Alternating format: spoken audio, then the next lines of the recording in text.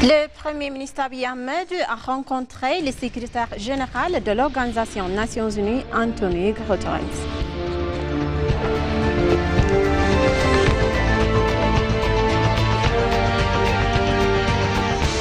Le Premier ministre Abiy Ahmed a rencontré Patrice Motsepe, président de la Confédération africaine de football, ainsi que des membres du comité exécutif.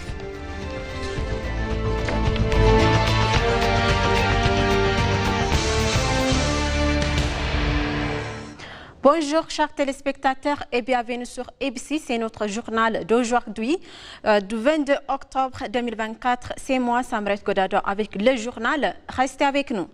Le Premier ministre Abiy Ahmed a rencontré le secrétaire général de l'Organisation des Nations Unies, Antonio Guterres, qui est arrivé à Addis Ababa pour participer à la réunion annuelle des dirigeants des Nations Unies et de l'Union africaine. Le Premier ministre Abiy Ahmed et le secrétaire général de l'Organisation des Nations Unies, Antonio Guterres, ont inauguré hier l'African Hall, haut lieu de la libération et symbole de l'unité panafricaine. À l'occasion, le Premier ministre Abiy Ahmed a réitéré la ferme conviction de l'Éthiopie quant à la nécessité de renforcer le Conseil de sécurité de l'Organisation des Nations Unies, soulignant l'importance cruciale pour les Africaines d'obtenir un siège permanent conformément à la position africaine commune. L'ouverture publique d'Africa Hall contribue à la vision de transformer des zones autrefois et restantes en pôle dynamique d'exploration, d'apprentissage et de réhabilitation, a-t-il affirmé. Il s'est dit optimiste quant au fait que les récents sommets du futur a rejeté de la base de la mobilisation de ressources, notamment des mesures relance des objectifs de développement durable pour réduire la dette et créer des opportunités de croissance durable.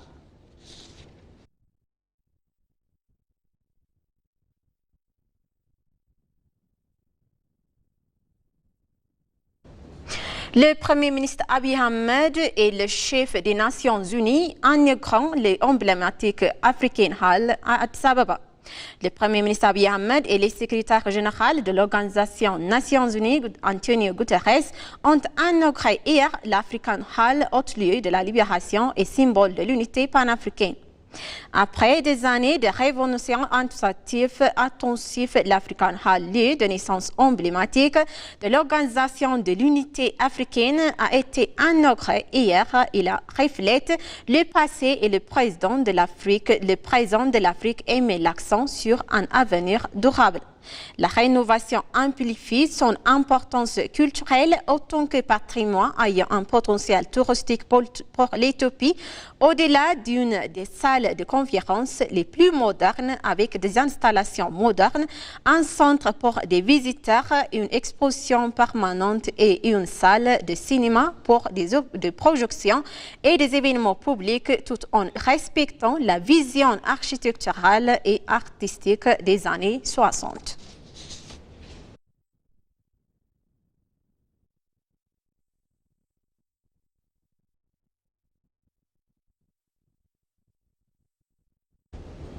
Le Premier ministre Abiy Ahmed a rencontré Patrice Motsepe, président de la Confédération africaine de football, ainsi que des membres du comité exécutif.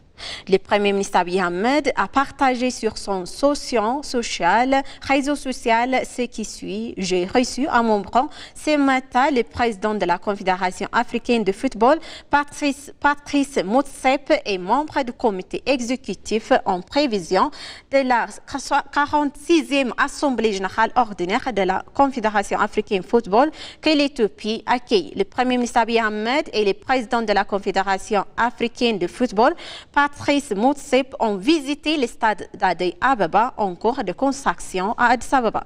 La ministre de la Culture et des Sports, Shawit Shankar, le président de la Fédération éthiopienne de football, Isaias Jura, ainsi que d'autres officiels ont inauguré également participé à la visite. La 4e Assemblée générale ordinaire de la Confédération africaine de football débute aujourd'hui, le 22 octobre 2024.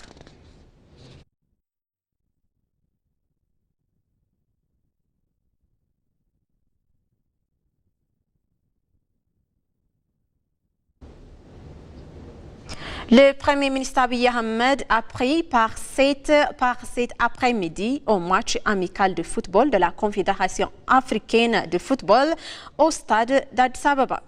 La ancienne légende du football africain et la ancienne équipe nationale éthiopienne de football participent à la compétition organisée dans le cadre de la 46e Assemblée générale ordinaire de la Confédération africaine de football. Le Premier ministre Abiy Ahmed a encouragé les secteurs sportifs du pays en élargissant les installations vitales aux activités sportives. Le Premier ministre Abiy Ahmed et le président de la Confédération africaine de football ont visité hier le stade d'Addis Ababa en voie d'acheminement à Addis Ababa. D'anciens footballeurs nigériens connus pour avoir joué en Première Ligue anglaise et dans divers clubs européens, dont les anciens footballeurs Donny Ambrasu et Nwankwo Kanu ont été élus ambassadeurs d'Éthiopie, ont commencé à faire des démarches pour que les demandes d'Éthiopie soient acceptées. La 46e Assemblée générale ordinaire de la Confédération africaine de football se tient aujourd'hui à Addis Ababa.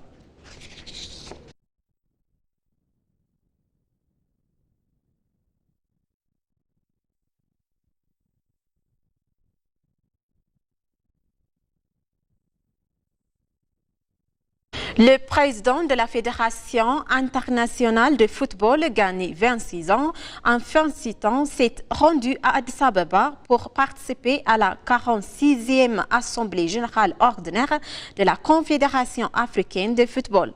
Le ministre des Affaires étrangères, Gédéon Timotheus, et le président de la Confédération africaine de football, Parsi Motsepe, ainsi que le président de la Fédération éthiopienne de football, Isaias Jira, ont accueilli le président à l'aéroport international de Bolé, selon les informations du ministère des Affaires étrangères.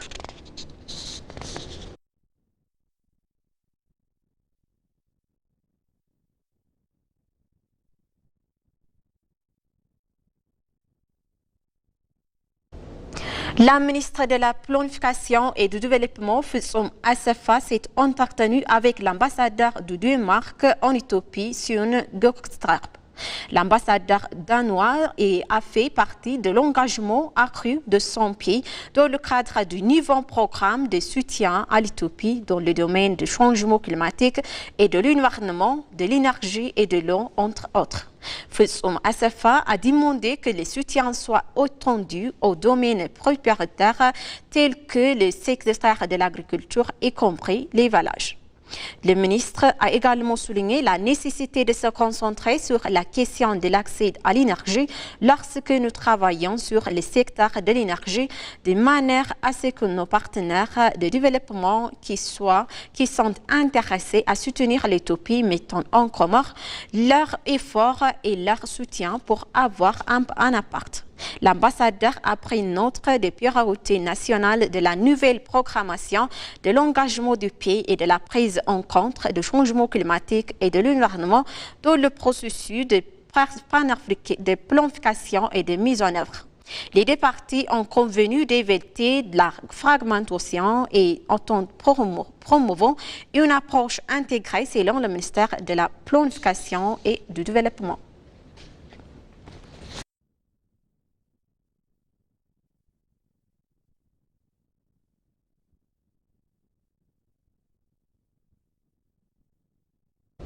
Ethiopian Investment Holdings et Dudai, d'une entreprise principale de mobilité électrique du pays, ont signé un protocole d'accord visant à accélérer les transports urbains durables.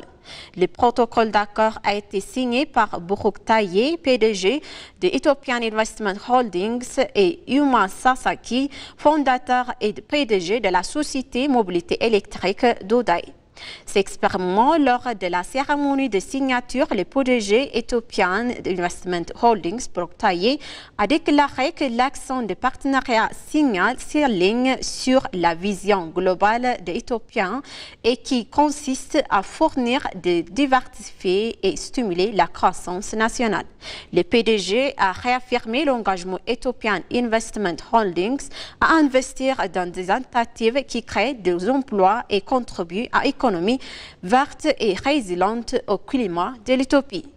Encouragera également et soutiendra également des entreprises innovantes telles que Dodai qui apportent des solutions aux défis du secteur du transport, a-t-il souligné.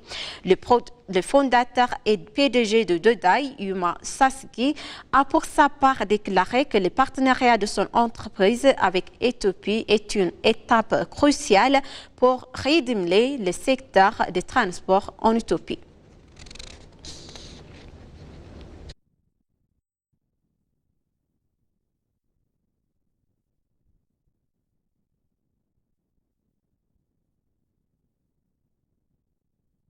Le groupe Ethiopian Airlines a annoncé qu'ils sont forcés d'augmenter ses services de logistique d'affaires à plus de 10% dans cette année. Dans un entretien avec ENA, le PDG Mesfin Assaou a indiqué qu'il y a 16 avions de grande et moyenne taille qui fournissent des services d'affaires efficaces. Des efforts sont en cours pour fournir des services efficaces et excellents à partir des vastes installations, a déclaré le PDG. Actuellement, Ethiopian Airlines dessert plus de 140 destinations dans le monde et offre une gamme de services d'affaires. L'année dernière, la compagnie aérienne éthiopienne a transporté plus de 158 000 tonnes de fer générant 1,65 milliard de dollars de recettes dans le secteur des fers, a-t-il rapporté. La campagne aérienne devrait encore augmenter ses services logistiques des fers plus de 10% au cours de l'exercice fiscal actuel éthiopien, selon le PDG. En outre, la campagne aérienne éthiopienne respecte les normes internationales, en particulier pour les marchandises précisables et les expéditions spécialisées qui nécessitent des préoccupations supplémentaires, a-t-il noté.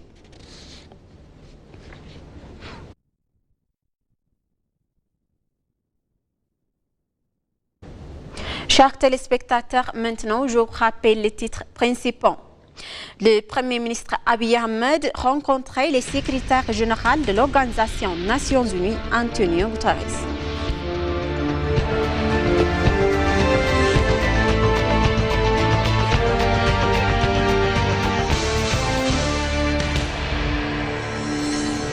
Le Premier ministre Abiy Ahmed a rencontré Patrice Motsepe, président de la Confédération africaine de football, ainsi que des membres du comité exécutif.